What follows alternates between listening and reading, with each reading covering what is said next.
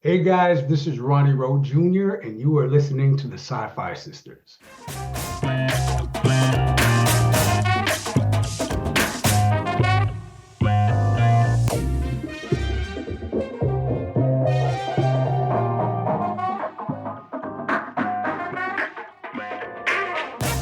Hey, everybody, welcome to the Sci-Fi Sisters podcast, where we give you our point of view. I'm Tamia Harper. I'm joined today by my sisters, Sabrina Wood. Whoop, whoop. And Fran T. As always, what's happening? What's happening, Fran? We're missing Yvette. Hey, Yvette, we miss you. Yvette. But we got a really special guest, and he kind of makes up for you not being here. But I'm sorry, but he's pretty dope. What'd you say, Sabrina? Yeah. This is a brother that we came to know and love on Star Trek Discovery, but you've probably seen him if you watched any Christmas Hallmark movie. Was it Hallmark or Lifetime? Hallmark. Hallmark movies, right? With the black lead, you have seen this fine ass man. Also, you've seen him in Black Cop. You've seen him in Warehouse 13, one of my personal favorite Murdoch mysteries, Saving Hope, The Republic of Doyle, and one of my other personal favorites, The Expanse, baby. And Dark Matter, and also more recently on The Porter. But we know him as Lieutenant Commander Ronald Bryce from USS Discovery. His name is Ronnie Rowe Jr. Welcome to the show, Ronnie. What is going Yay! on? Ladies, thank you. Thank you for having me. I appreciate you. Thank you. Thanks for being here. We're so excited that you're here. We have been waiting for this. We have been so excited about this for a while. I feel like we were talking about it all summer. And here we are. Here we are. Mm-hmm. Hey, Ronnie, can you move a little bit closer to the computer mic? Yeah, can you guys hear me here? Yeah, that's better. That's better. Perfect. Thanks, love. No problem. Yeah. So last time we saw you was in Vegas at Star Trek Las Vegas. Mm-hmm. Oh, wait, I'm sorry. It's Creation Entertainment 50 something year mission, right? Blah. I'll let you say that, but Yeah. Thank you. I saw you there. Yeah, we saw each other there in the heat in the summer. It was so cool because like you came over to our table, y'all. I tell this story all the time.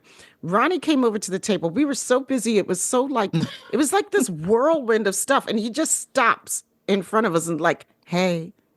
And it took me, and I was like, I'll be right with you 1 minute. And I wasn't even looking. And then I turned around and I freaked out. And, I saw And then you guys were calling me. You're like, Sabrina. I'm like, what? Ronnie. And then we had to go get Yvette. And she was like, what? And we're like, Ronnie. And she's like, oh. It was so funny. We all Franny freaked. T was on the spot already. That's right. That was great. That was so great to see you there. I was just been so excited. We miss our Discovery so much. We missed you so much. It was so great to see you. Yeah, no, that show was such a blessing, and you know the people on it and the stories that they told. It was life changing, to be quite honest. So, and then to experience like the conventions, you know, the love and it's so humbling. It's so humbling. You know what I mean? Like it's a different place. I wish the world resembled what we have in those conventions because it's next level. You know, like people are just so accepting and loving, and you know, you just get to interact with so many different people. You know what I mean? People that like if you saw them on outside of there, you might not even talk to them, to be quite honest. You know, they might not talk to us. Yeah, you know what I'm saying? But it's like that's the beautiful thing about Star Trek and that franchise is that it's made things so colorblind. So like people just walking in, once you have like a uniform on, it's just like yeah, go like we're family. And it's so dope. It was such a overwhelming experience to be part of, but I'm so thankful that I was able to experience it. It's next level. So was that your first convention? No, that one was. Okay. But Vegas was maybe I think it was 2 or 3 years ago. Vegas was my first convention. That was I walked into the Trek convention, the biggest one, and I was like, whoa, this is Yeah, exactly. So, Whoa. yeah. But yeah, again, I really wish the world could resemble what happens in there because you it's it's beautiful. It really is. Where You're so right about that. that's a good way to say it. I mean, I wish the whole world could be like that because it's so much fun when we go there. You're not even starting from the plane. If you, like you say, if you've got any kind of Star Trek stuff on you, You're you're good. one of the group. Yep. You're good. You're good. It doesn't matter, you know. And what I love about it is that you could be authentically yourself within it. Yes. You know what I Mm-hmm. mean? And everybody's just like they're digging it. They're just like, yeah, you went ahead and did that. You know what I'm saying? Not like, yo, what's wrong with this person? Like Right. you could be your absolute self, and it's all love. And I love that. I think it's so amazing. I think those are the key things that like keep people going back to conventions. And I mean, it's so, and I didn't realize how particular it was to our fandom because I've always gone to Star Trek specific conventions until I started doing like I started going to like Awesome Con here in DC, which is a larger convention, and like some other larger conventions that Yeah. were not Star Trek specific. And I was like, where's that love and feeling? It's not there. It is not there. It's like Yeah. it's so specific to our world. But I mean, that's why we love Trek so much. But those conventions are like my happy place for sure. It's, Big reunions. it really is, and it's because Mm-hmm. it exudes that. It Hmm. exudes that. Like it's so dope. Like man, like if you're having a bad day, just go to Trek Vegas and you're Right? good. You're gonna be feeling You're just gonna fine. appreciate life Exactly. again. You're gonna No, appreciate no, life again no drugs or alcohol needed. It's a Mm-hmm. pure high. at Mm-hmm. all. Hmm. Yeah. Were you a Trekkie growing up at all, or Next, does the it? next generation. I actually messed with the next generation a little bit. Yeah. Okay. Yeah, but yeah, like how you could not live life and not know about Trek. Right. Right. Like honestly, like even if you didn't get like really deep into it, you had to know at least one of the series of it that went down. You know what I'm saying? Hmm. So I was lucky enough to watch Next Generation and then got to work with Jonathan. So Mr. Frakes is that guy. He's a special person. He Yeah. is. Oh, my goodness, he's special. He really understands. He understands people. I've worked with a lot of directors, but he knows when people need a shot of energy. He Mm. knows when like people need encouragement. He's just so aware. It's really awesome to watch that guy work, and that's why he was a great artist. But he's a great human being, and it shows in how he directs and stuff like that. He's amazing.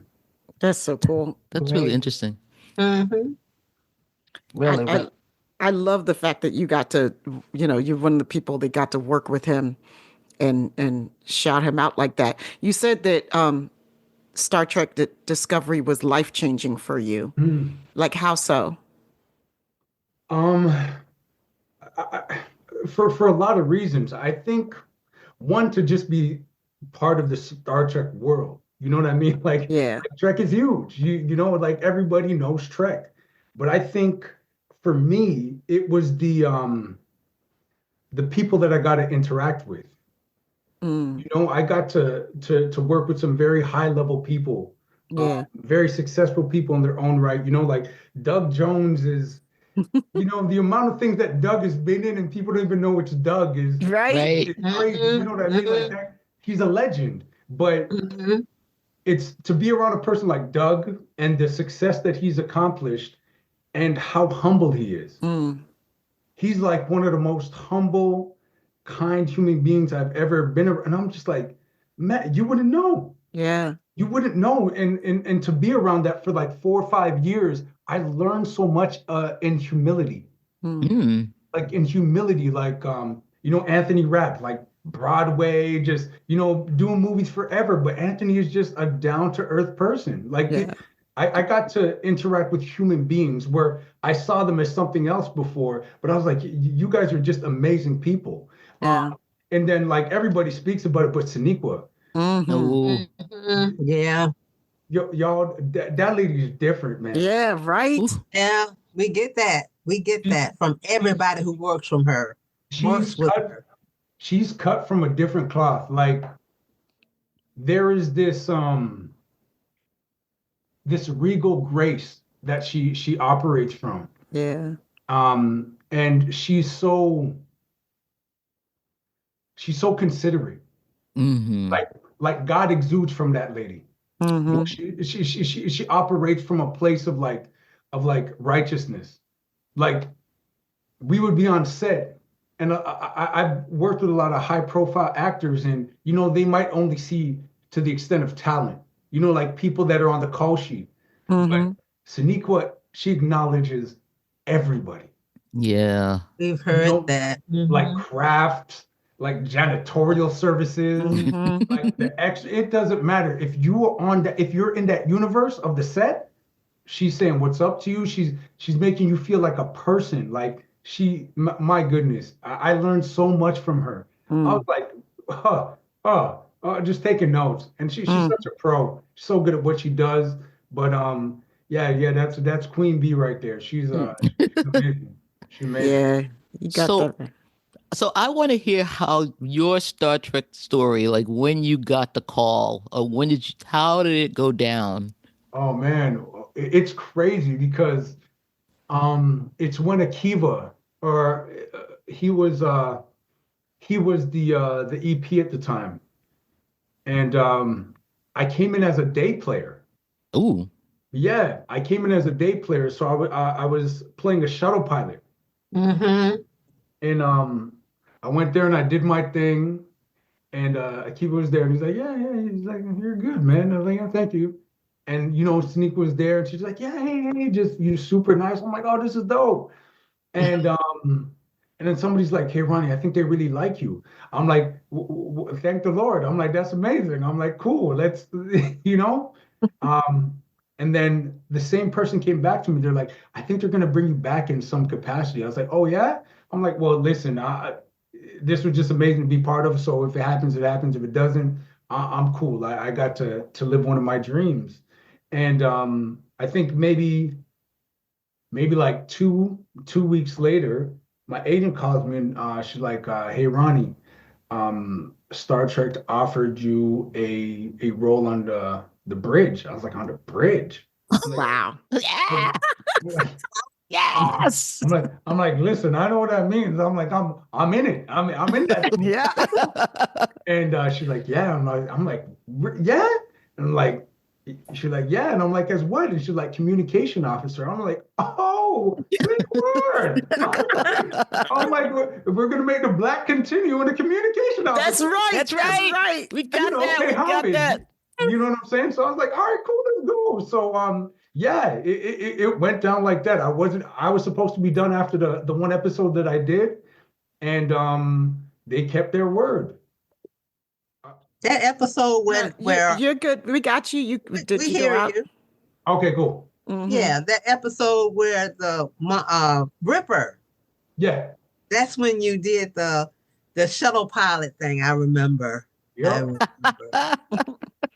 I love that. It's I've just only like, seen it 20 times. Yes, we know. Yeah, that was so good. it's like pure talent, though. You know, I mean, that's the thing. Like that whole.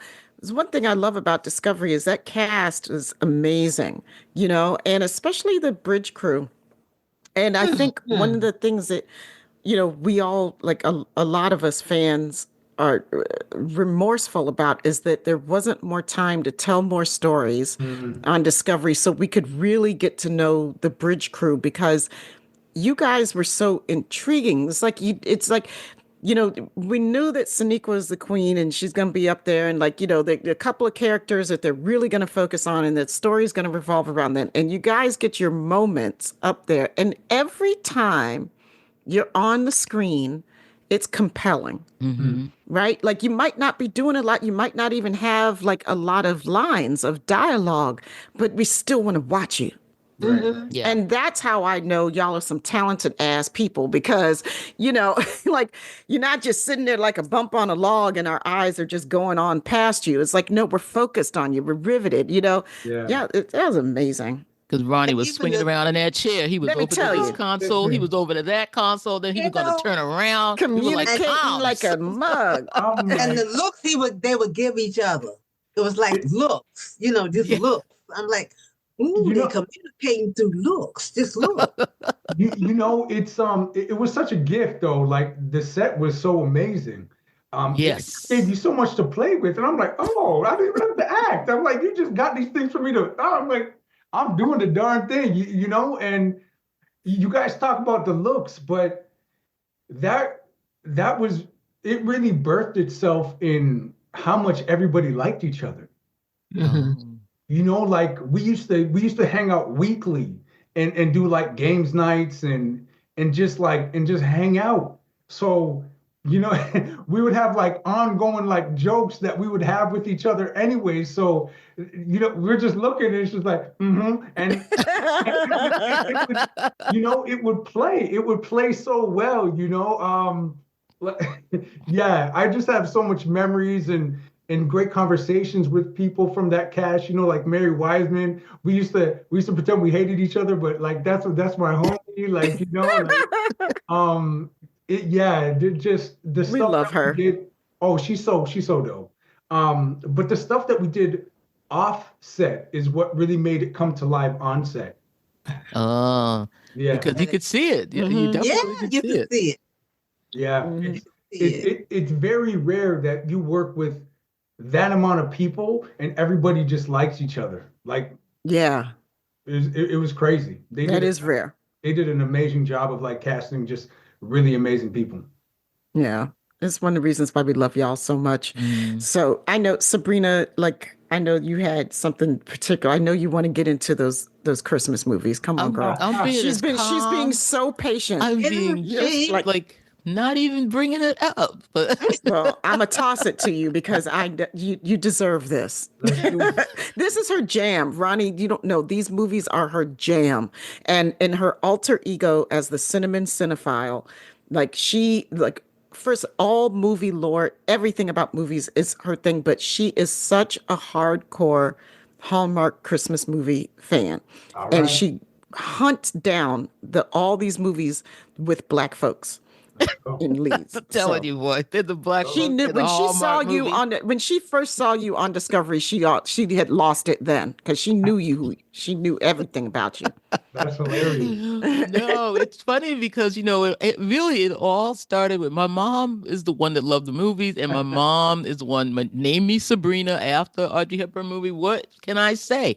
And we used to watch the Hallmark Hall of Fame from back in the day when it was like Remember that. serious movies, right? And I Uh-huh. mean, they had like Charles Doughton doing the piano lesson. I mean, Hallmark Hall of Fame was no joke. That's true. Yeah, and they were Mhm. really high level, great movies, but they were TV movies. And then, so this whole Christmas movie thing is relatively new in the world of Hallmark. I mean, they were doing the romance, and then like, I don't know, maybe 10 years ago, they started doing the Christmas movie, and then they were like, man, these Christmas movies are all right. But now what my question I had for you, Ronnie, in particular, is that yeah, there aren't many black men in these Hallmark movies. They've always been pretty white, you know, pretty straight, everything like that. And we Yep. black people have watched them anyway because we were like, okay, yeah, we're gonna save the pumpkin farm, okay. But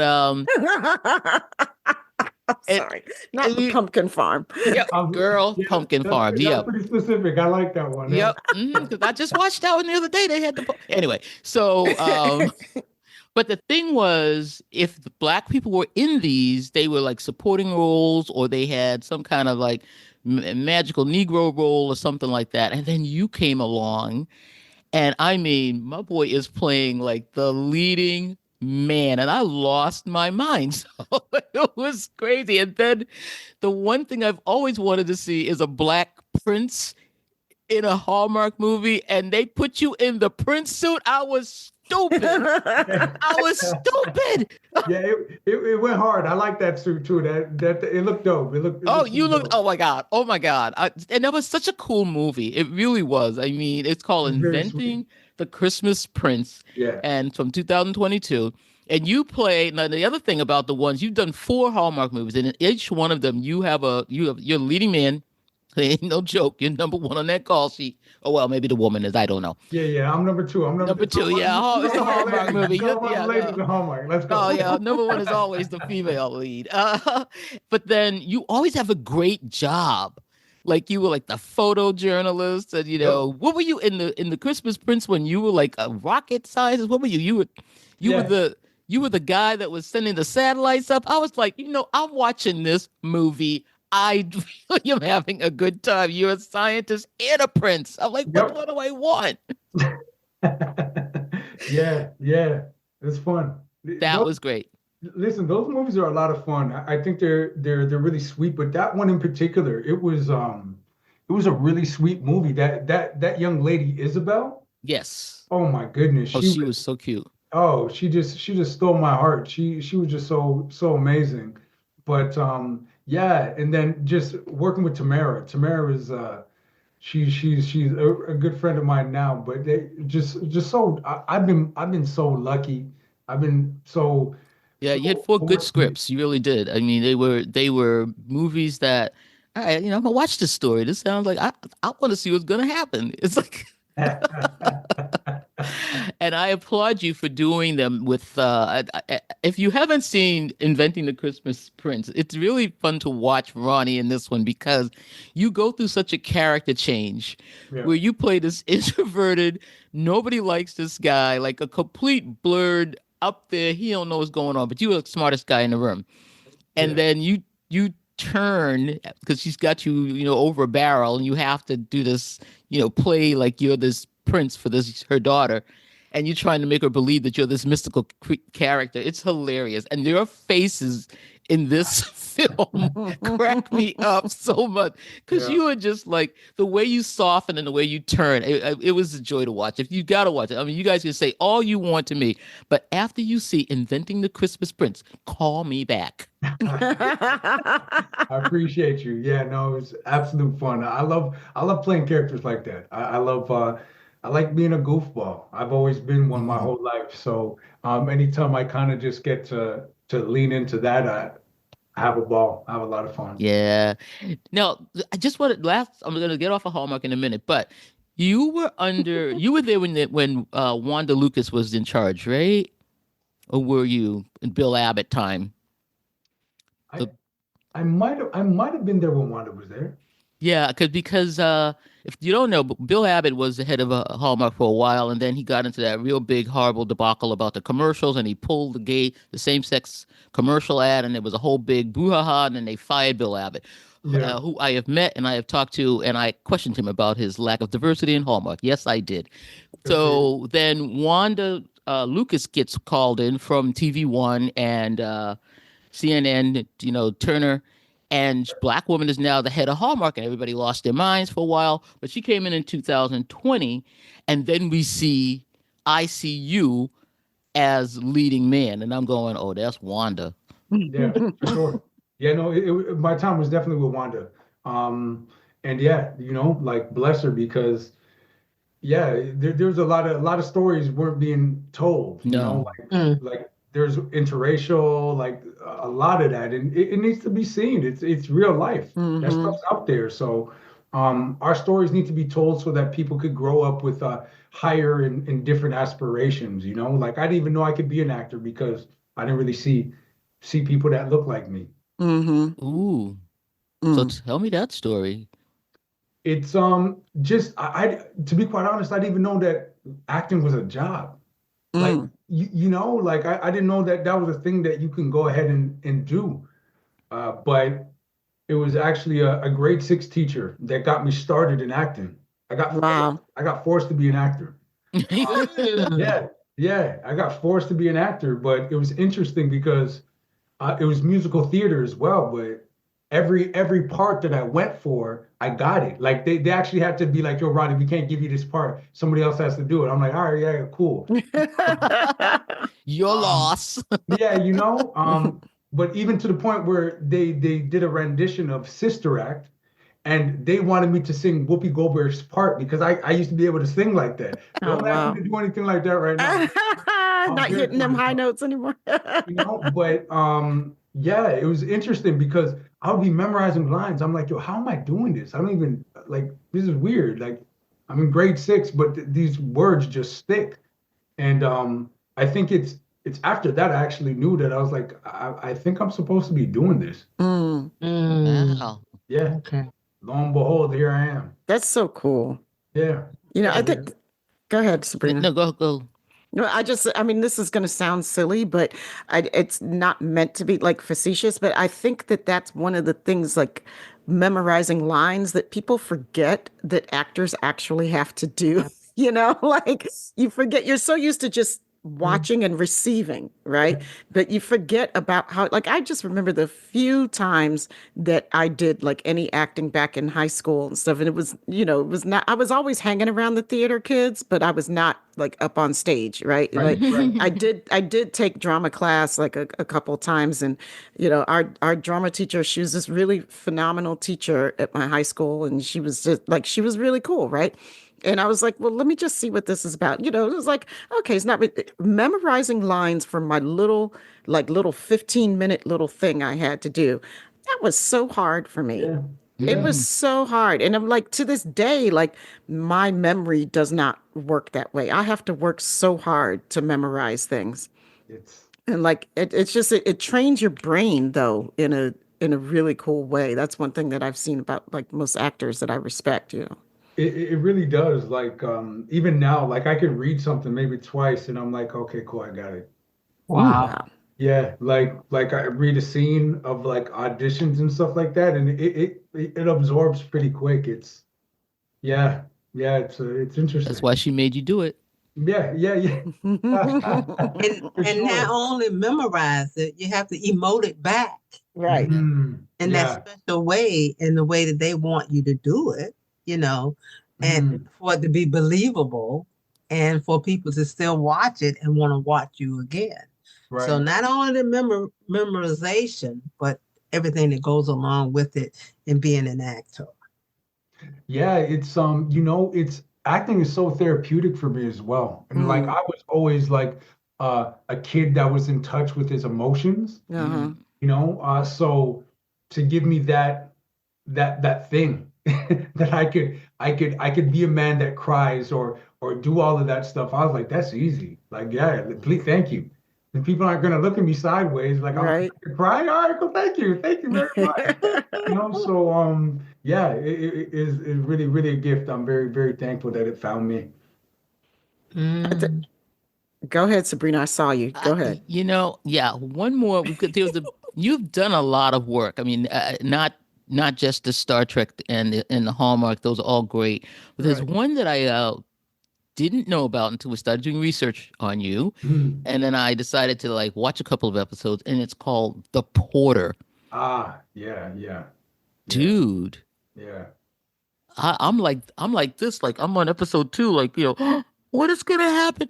But now this, if you don't know this, it is an 8 episode series that you can catch on BET. It's called The Porter, Yeah. and it is the story that takes place in the 20s, and it's about the Pullman Porter. Well, I don't know what you call Pullman Porters. This is Canadian Yeah, yeah, well, yeah, yeah. It's still the Pullman Porters. streetcar, the Pullman Porters, yeah. Yeah, my uncle Billy was a Pullman Porter. My well, great uncle. But yeah, so this is the whole story of the unionization of these black workers in the Canadian rail system, and Mm. how they come down from Montreal to Chicago and Detroit. And I mean, it's got music. It's got damn. It opens up in this speakeasy. They're running rum, and it's like people are taking the train. You got the white glove service, and it's just like wow. It's like amazing. And then to top it off, this show had 19 awards when their Grammy season came up. And for You some mean Emmy reason, season or Grammy? I'm Emmy, sorry, Emmy Emmy. And season, yeah, yeah. Canadian version of Hmm. 19 awards. And the Wow. show doesn't get picked up for the second season because BET pulled out. What? I Yeah. just have to state the Shiggity. facts. The shiggity. I'm mad now. The The show shiggity of it. Yeah, yeah, yeah, yeah, yeah. broke Wow. hearts. This broke hearts. And the reason why was because they said, and this is a quote, I don't think there's a lot of interest in this Canadian point of view about the struggle of the Pullman porters. Boo. I'm like, somebody at BET said that? Yeah. Oh, we are raising Well, eyebrows over here. We're yeah, like, we are raising eyebrows. There's silence, y'all, because we're sitting here like with the look on our faces. Y'all seen us on the live show, so you know the look we're talking about.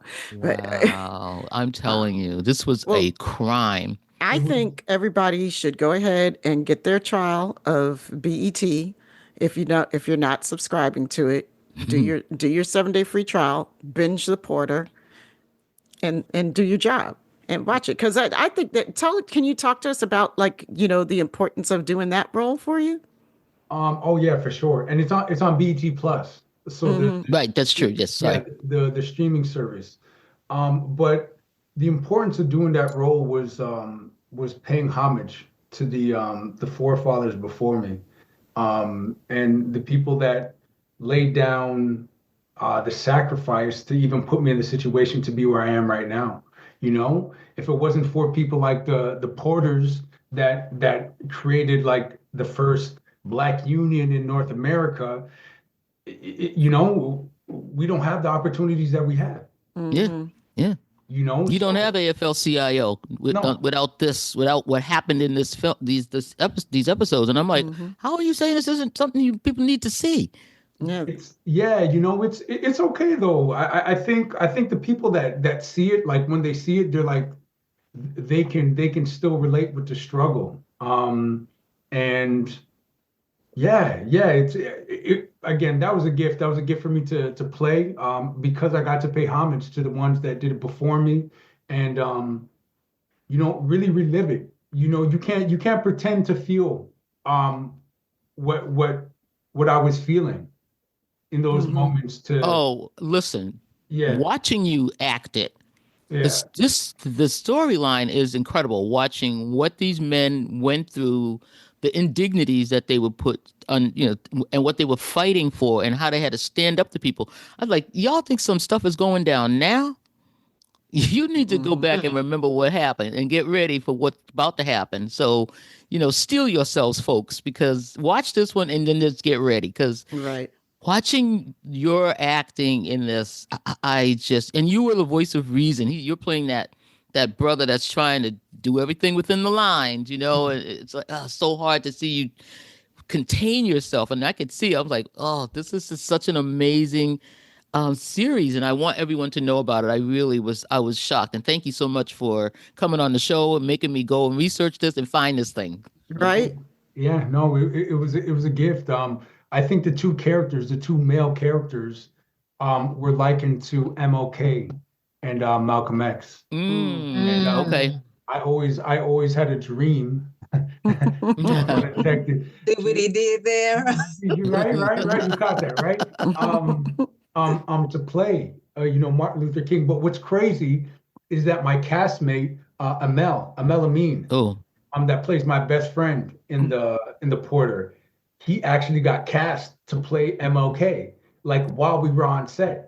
Yeah. Wow. So in Rustin, in the movie Rustin. That's who's playing MLK? Okay, yeah. Oh, okay. So, Yep. Yeah, exactly. So he got that role while we were doing the Porter. Wow. Oh. And it's crazy because I was looking at him. I'm like, yo, Mel, you look like MLK, bro. And he's like, and he's like, Ron, he's like, I just got a call. I was like, what? He's like, yeah. And that ended up being him playing Martin Luther King in Rustin with Coleman Domingo, who I worked with. You were, yes. In the Madness. Yeah, like wow. I got to work with Coleman in the Madness as well. Wow. So it's like 6 degrees of separation there, which was pretty cool. Wow. That's so cool. Yeah. Oh my God. Is he calling you down for the Met Gala? You gonna come down? You coming to New York for it? You gonna be there? No, I'm good. Listen, I'm a homebody, so I'll watch everybody else thing. I'm good. I'm good. I don't care. I don't care what's going on, but somehow I'm going to be in New York that week of the Met Gala. If Coleman Domingo has something to do with it, I am going to. Oh my God! Listen, Coleman throws down. Yes. And that brother, he has so much soul. He is he's a breath of fresh air as well. You know, like Coleman's always just smiling, laughing, or singing. Like he's doing some sort of like singing in between the scenes. I'm just like, man, yeah, he's a cool dude, really cool That's dude. wow. That's so Yeah, cool. yeah. So, can you talk to us about Black Cop? Because I saw that won a bunch of awards too. Yeah. Yeah. What Black can you Cop. tell us a little bit about it and your role in it? I mean, Black Cop was, you know, during the time where I mean, it still happens, but there was just a lot of things happening with Black people in law enforcement, especially in the U.S. And that's what really inspired the director writer Corey Bowles to write it. And he's like, I just wonder how people would feel if the roles were flipped. Mm, And it's like, I think with the world and with life, it's hard for people to empathize because they can't see themselves in that position. Mm-hmm. You know, but it's only until you see something that looks like you, or you could see yourself in a victim, where you start to really process the wrong in it. And hmm that's what Black Cop did, is I think it opened up conversations because of the change of perspective. And it's about a police officer that struggles between duty and his identity as a Black man, mm, and you know, loving both things, but how there was this big tear between the two of them. Like, you know, like when he puts on a uniform, he's not really a Black man anymore. He's a cop, He's come. hmm right? And hmm so you know, the people that look like him don't see that. You know what I mean? Right. It's like, yo, you're wearing Mhm. blue right now. You're not a Black man. You're blue. hmm And then, but he's always Black. Right. Mhm. You know what I mean? So Yeah. there's an instance in the film where he gets profiled by a white officer, and that's what really changes his perspective of how he's going to kind of do things, and take things into his own hand, but also let people that are on the other side know how it feels to kind of be um, profiled. Yeah. Yeah. So yeah, he goes on a little rampage, and I like playing bad guys, to be quite honest. Oh. Yeah. It's cool, but again, there's you live the you live as a Black person, you understand that life's just different. hmm And Oh, it's good to just be able to exercise that stuff and that rage. I'm a happy person, but I have to bottle rage and give it to my artist, you know. And Oh, yeah. Okay. I'm very thankful for characters like Black Cop and like Zeke Garrett and stuff like that, where I can emote that truth. There's a viscerality to those kind of dramatic performances that I get to play, hmm Mm-hmm. because it's embedded in truth. I really try to honor the truth of the experience. I've been stopped by police officers for nothing. You know Right. what I mean? Mm-hmm. So Right. you don't forget that. You don't forget Mm-mm. that stuff. No. So Ronnie, I use that. I use that for sure. Yeah. Hey, I was listen. in the store the other day. Can I, Mhm. Yeah. I Go have ahead, to friend. say this. I'm 70 years old, Mm, and I was in the store the other day in the drugstore, and I was trying to find some lipstick for my client. And I look up and I see this young lady. I walked down the other end because I was getting two different, one was one and one was the other. And I see this young lady again. So I'm like, she's following me around. I'm mm, still getting followed around in stores at 70 years old. Mm. So what I did was I turned around, she walked away, and I walked behind her mm. and I followed her in the store. I did. My girl. That's some Franny T shit right there. Go ahead, Turned friend. around and she looked at me. I said, now you know how it Straight feels up. hmm to be looked at and followed around. Mm. She stood there with her mouth open. She couldn't say a word. At all. hmm I'm still at 70 years old. They're still following me around in a store like I'm going to steal something. That's What the crazy. hell am I going to steal? Why would I steal some lipstick? Well, I don't need to steal your little mess. Come I on don't now. need to, I can buy what I want. I don't, I'm not rich or nothing, but I don't she need to couldn't say a steal. word. I was so pissed. Yeah. The injustice, and this happened Wednesday. Mm. The injustice of it. She just stood there. She couldn't say a word. I turned around and walked out of the store. But good for you for flipping the script. Like, you didn't have to be rude. You didn't have to be rude, but it's just like, no. If you asked in that moment, how does that feel? She definitely wouldn't have felt good. I said, now you know how it feels. Was trying to follow you around and do that. And I'm just, of course I did it. I had no other option. I had to. So yeah. So this experience is being us is comes with a lot of stuff. It's universal. It's universal. It doesn't matter. It doesn't matter where you are. You wear it. It's a badge that you can't take off. That's right. That's right.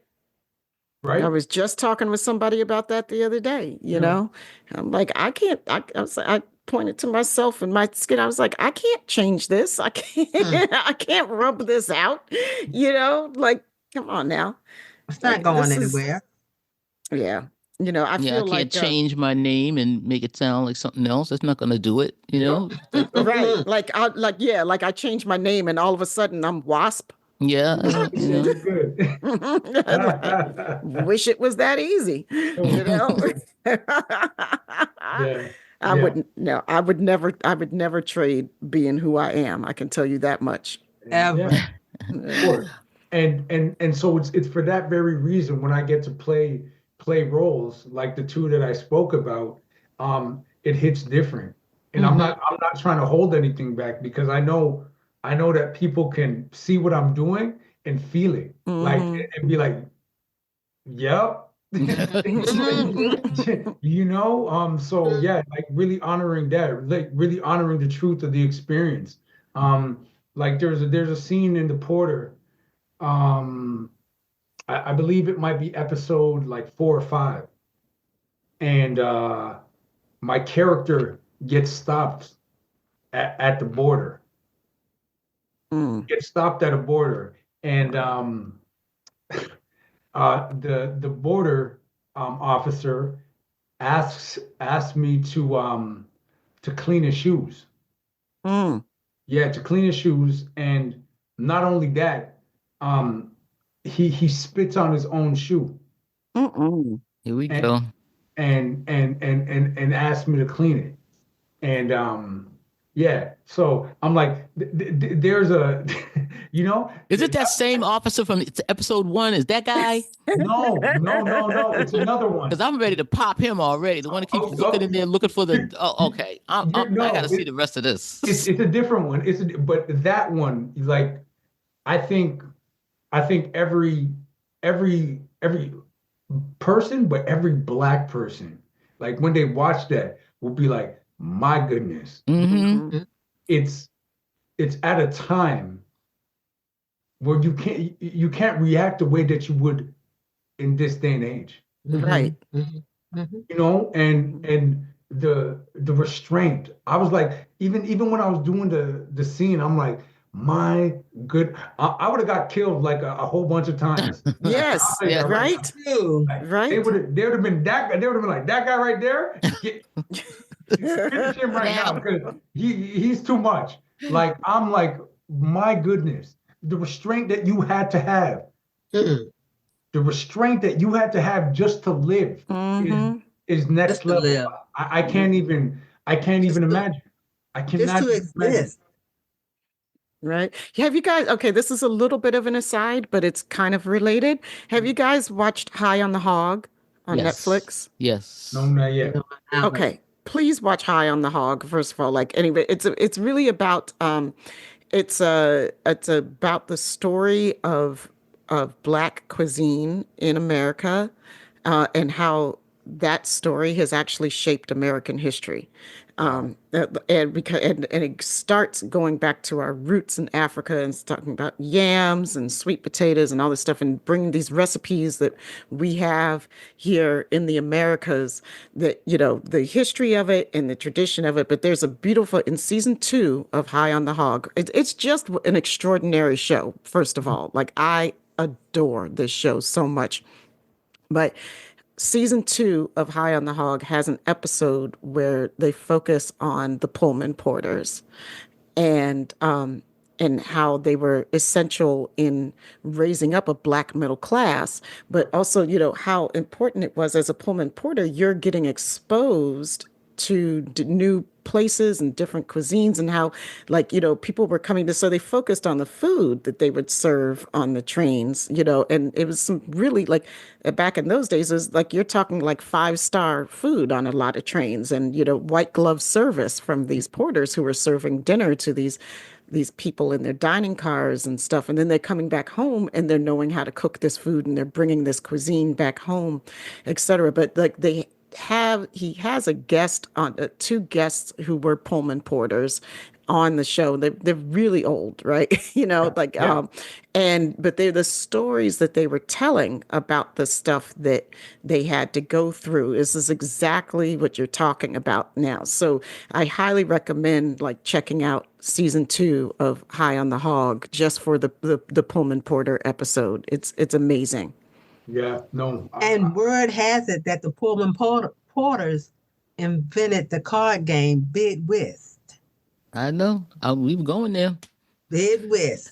Because like they say, Boston was like the end of the route. Mm-hmm. Yeah. And when you run a Boston, because of course I researched it, and pretty much they did invent the Bid Whist card game. And so when you would play the game all the way to Boston, you had you were right. running a Boston. That's right. So Pullman porters. That's where my Uncle Billy got on in Boston. Yeah, they were integral to a lot of things, just in history. Again, just what they had to endure. Mm-hmm. Season porters, the hours they had to work. Oh. Yeah, it was extended slavery, but just they were just better dressed. Mm-hmm. Yeah. And that great scene when you guys in the first episode, when you all are coming out of the different houses and apartments that you all live in, and you all have your uniforms on, and you're walking through the streets heading for this train station, and everybody was looking at you and saying hi, because that was the job to have. You were making money, you were traveling, like you said, about food and cuisine. You've been here, you've been there, and the fashion, right? Yeah, uniforms and. Yep. Mm-hmm. It was a great scene. And then they get on this train and they're just subjected to this ridiculousness. It's just such a dichotomy. It was just, my God, what do these men go through? And, we had such pride in them. And then when you go to the Museum of African American History here in DC, one of the first things you see is a Pullman porter car. Yep. And they tell you what the importance of that, and they talk about the union being formed, the first union. So yeah, big thank you for being in that film, that series. It was really great. Absolute honor. Yeah, it was an honor. I mean, I just want to say, like, thank you for being in my Star Trek too. I mean, honestly, because like you said, like you were taught, you nailed it when you said the continuum of the Black communication officer. I mean, that was exactly what we were all thinking. When we saw right, Franny T. Yep. Yep. Uhura. I started Lloyd Haynes. I was like, hey. I started with TNG. No, I didn't. No, you didn't. I know. Started with the original series and Uhura. I was 11 years old. Looked up and saw this sister with this thing in her ear, and people were listening to her. I couldn't connect that she was a communication. All I know that people were listening to her. Those guys were listening to her and what she was saying. And it's like, oh my gosh, look at her. Yeah. She's articulate. She's smart. She's gorgeous. Look at her. I was 11. Yeah, yeah. You know what? The voice of the ship. You know, Right? the voice of the ship. Yes. And now little boys and little girls are going to be looking up to you. I think that's the coolest thing. Yeah, Mm-hmm. yeah. Mm-hmm. You know, I mean, we always talk so much here about seeing ourselves in the future, you know, and writing ourselves into the future. And it's one of the reasons why we love to interview so many people who are responsible for bringing these characters to life for us, you know, because it's important. You know, a lot of people, I think, the older I get, the more appreciation I have for the actors, right? Hmm. And the actor's craft, because I feel like television and visual media is, you know, what literature was in the 18th century, and you know, and so forth. You know, it is our literature of the day. We're studying it. I mean, yes, there's still the written word, but when you're talking about mass consciousness of people and reading the majority, you know, reading a lot of a lot of people are frankly illiterate now. Like Yeah. there's a high level of illiteracy going on in the world. People are not picking up a book as easily as they are turning something on, you know, and so that we're digesting our stories in a totally different way. So it's the role, I feel like the role of actors is vitally important these days, you know, because of because of the importance of the storytelling that's going on, you know, Right. and the need for it, you know. So no real question there. It's just that I love you and I thank you for doing what you did, you know. Yeah, telling these stories so well and telling some really important stories. I appreciate you. Yeah, no, Yeah. no. It's And yeah. and when Captain Pike was leaving and he said the things he said about you, say you and I can't think of his name. Oh gosh, the other. Anyway, he said y'all were cool under pressure.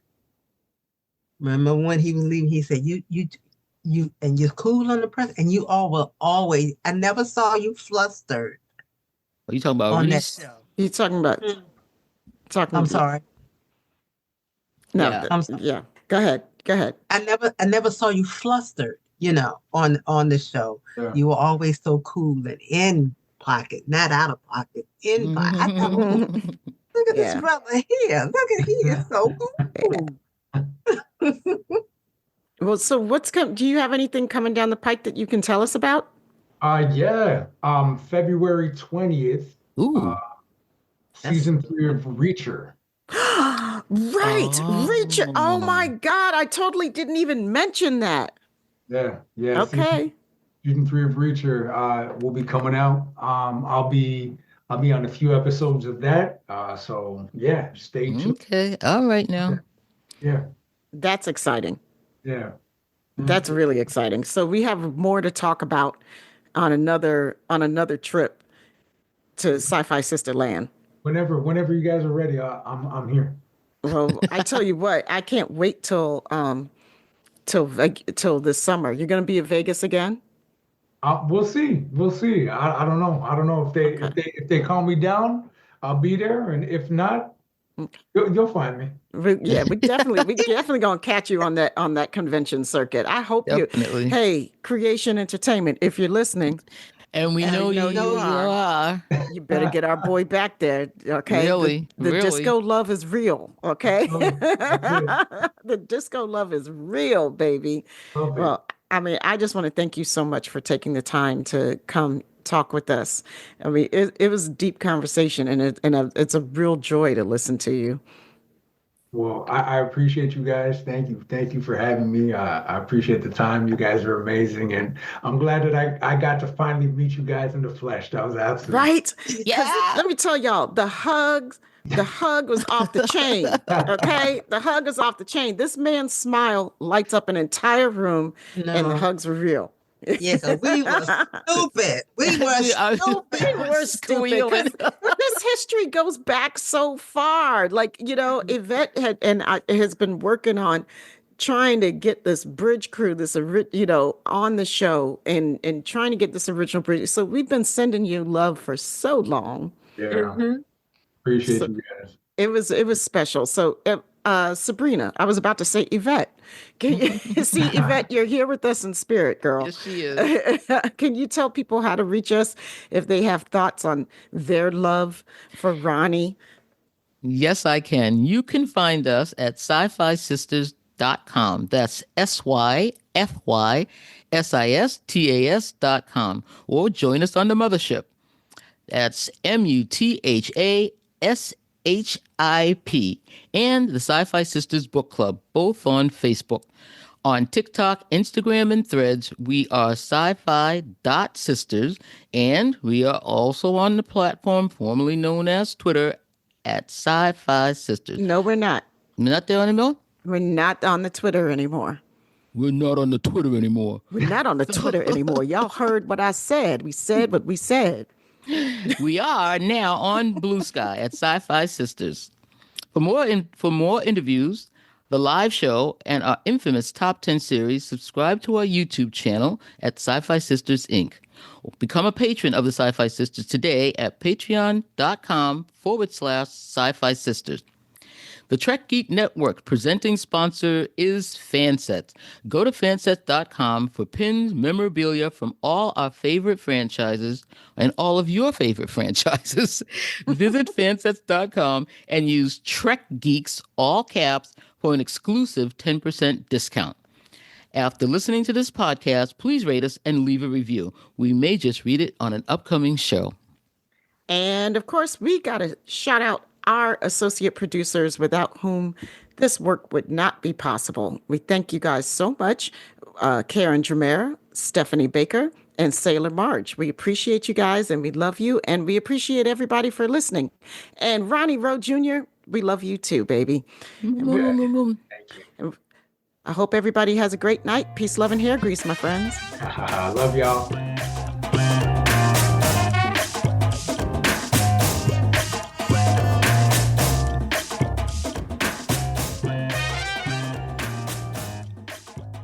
Hello, everyone. These are your shorty shout-outs for February. Happy Black History Month. Sakia Graham, Tara Jefferson, Sue K, Scott Jensen, Peter Heisler, Olga Kravchuk, Olda Klein, Muhammad Noor, Mike Nauer, Mike and Kristen Holton, Michael Stakem, LJ, J.R. Poole, Jeffrey Cochran, Dave A. Gregory, Brad DeMogd, Bill Erickson, Bernadette Garcia Galvez, Ann Bradley, Allison Leach Hyde, Ayana Mae Tom, T.J. Jackson Bay, Timothy Baum, Susan V. Gruner, Stephanie Dole, Shag 840, Rita Poussant Neversol, Rhonda G., Rebecca River Moon, Liza Albright, Linda Anderegg, Kalia Zawaki, Casey Shafsky, Jamal Taylor, Howard Hogan, LM, Cassandra, Bruce McMillan, Anna Post, David Balston, Stephanie Baker, Sailor Marge, and Karen Dramera. Thank you so much for all your support. See you next month.